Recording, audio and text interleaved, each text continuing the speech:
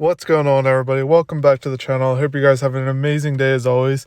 We have a lot going on in today's video. We're going to update you on the Wrangler build, show you what's going on with the axle, update you on the Grand Cherokee build, what's going on with that, and we'll be heading over to Dalco Enterprises to check on the axle shafts. So with that being said, let's go ahead and get right into this. Also, would you guys like to see more ATV content? I got 2 of them. We can make some pretty sick content with these. We have a lot of places riding them and everything. But let's go over the Jeep now. So here's a few things that I actually have not shown you so far. These little caps that I have for my radiator, the coolant. These are all custom engraved, paint matched to the Jeep's color, which is awesome. I really like this detail. I actually have them for like everything that's yellow in the engine bay, like all of the oil dipstick, every little cap, all of that stuff. So I might go ahead and put those on. But I think it's a really cool detail at shows and stuff like that to show people. All right, so let's go ahead and move to the back axle. So today I'm going to be cleaning everything up. So let me go ahead and do that, and I'll catch you guys then. All right, guys. So I got all the metal shavings cleaned out, all the gear oil and everything like that out of the housing, and I also cleaned up the diff cover as good as possible. It is textured, so it's hard to get the gasket maker out of there, but I got everything cleaned up pretty well. And also, if you guys don't have one of these grippy mats, they are like a lifesaver when you're working on your car. They're like a flexible rubber tray, but they also grip onto things, so you can set them on to like your engine or the hood or wherever you're working.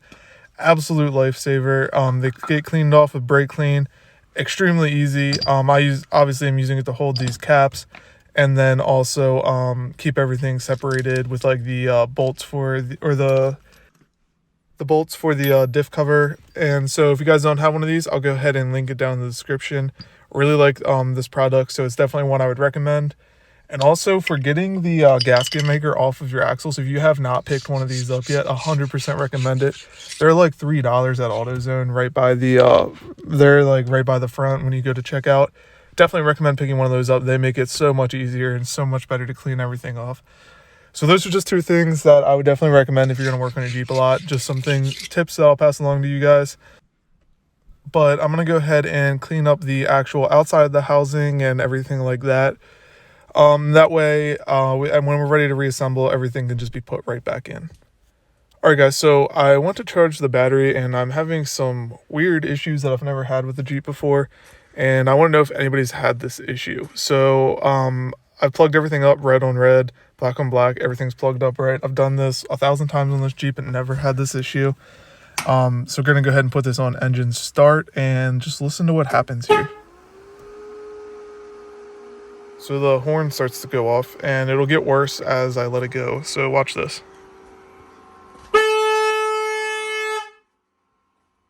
So if you guys know what's going on here, go ahead and comment below, because I am absolutely lost. I have no idea what's going on with this.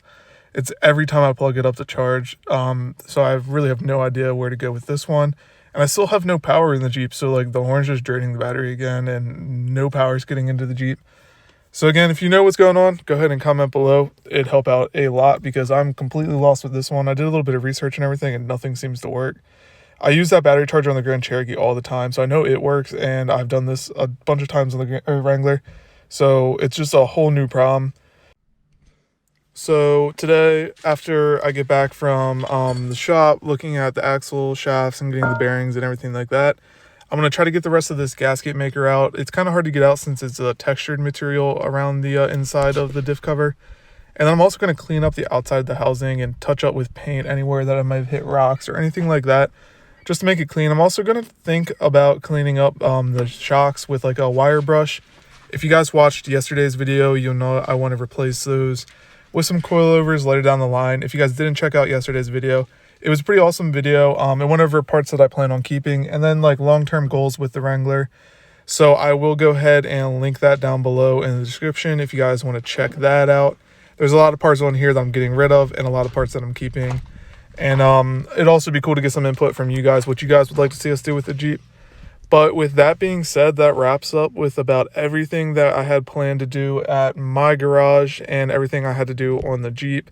So let's go ahead and clean up here, and then head over to Dalco Enterprises and check out the axle shafts. All right, guys, so we made it, and he actually already pressed off the bearings. So I don't know if we really needed new seals, but since we're already in here and we might as well, they're pretty cheap to replace. We're gonna go ahead and replace the seals, the bearings, and we're actually gonna reuse these like retaining ring things. But we gotta order new bearings and new seals, get those pressed on the axle shafts, and then we have the new ring and pinion gear coming from Curry. Not sure exactly when that'll be here. I'd assume pretty soon. So once we get everything back together, we'll get to work on starting to put it back together and hopefully get the Jeep back on the trail sometime soon. In the meantime, obviously we'll still be uploading videos. We'll get some Grand Cherokee videos out. A lot of work to do on the Grand Cherokee. Also, while we're at it, Cameron's going to be starting his YouTube channel for his shop soon. And his first video is going to be kind of like a little overview of his car, just like cinematic stuff for now. And he'll start to upload more frequently as he makes more progress. But I mean, as you guys know from him working on my Jeep, he does really good work. He's going to have pretty cool videos because it's going to be like, you're going to see a whole build of a race car. I still got a lot to learn about making videos and stuff, but we're get to a consistent basis. We're going to be helping with his first couple videos and getting him started and everything. So I'm going to go ahead and link his channel down in the description along with the link to that video. So make sure you guys go ahead and like that video and subscribe to his channel. He helps us out a ton with the Jeep and does a lot of work on the Jeep, and super excited to see where this goes. This will probably be on the channel more, and hopefully we'll get some racing content of this within the next year and a half. Right, a year and a half. This thing's going to be pretty sweet when it's done though, so make sure you guys check out his channel. Also, before I wrap up this video, I wanted to give you guys a quick little update on the Grand Cherokee. So new tires will be coming soon. We actually partnered with a company. I'm going to make a full video on that one to let you guys know what company we're working with on that one. But as you can see, tread's a little low on here. I typically get rid of my off-road tires when they're about 50% tread, so I can just have the maximum amount of tread and traction off-road. The new wheels, I'll go ahead and show you those if you guys haven't seen them already. They're still mounted on this set of 37s, but these are the wheels, the gray and black simulated bead locks, which will look really good with the black Raptor liner in my opinion. Got to get rid of the tires it's all mounted on. This is a 40 and 237s. Obviously, we're going with 35 1250s. For the Grand Cherokee, I think that'll be a pretty good size for like daily driving and also taking it off-road. I think the wheels will look great. I think the tires are going to be sweet. Can't wait to make that video and show you guys which tires we went with. Also, as you guys can see, I'm going to have to sand off all of this primer again. Not only did it rust through because I didn't sand it the right way the first time, but it's the wrong kind of primer for the Raptor liner. So it's supposed to be pretty warm the next few days, so I'm going to go ahead and sand all that off. And while I'm sanding that off, I'm also going to sand down the roof that I never took the old bed liner off of. And once that's all done, if it stays warm, that should give me enough time to spray on the Raptor liner. I think this is going to look sick. I'm super excited to see how this turns out. And then once that's all on there, we can go ahead and put the back bumper on and also finalize the decision for the secondary color for these quarter panel armor. And then obviously the back bumper will be back on and it'll be black. But that'll be a lot of progress we're making with that Jeep in probably the next 2 to 3 weeks. So expect a lot of videos.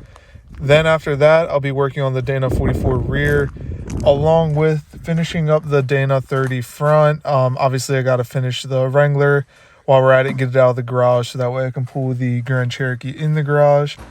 But I got to wrap up the Dana 30 front, get everything cleaned up, finish welding everything on, finish the storage box. I'm actually also working with another company to help with some stuff for this, so excited to make those videos as well. Got to finish up the front Dana 30, knuckles, axle shafts, everything. And then we'll go ahead, get the Grand Cherokee in the garage, and we'll start swapping everything underneath of it and get that all figured out. So as always, guys, thanks for watching. I hope you guys enjoyed this video, and I'll see you in the next one.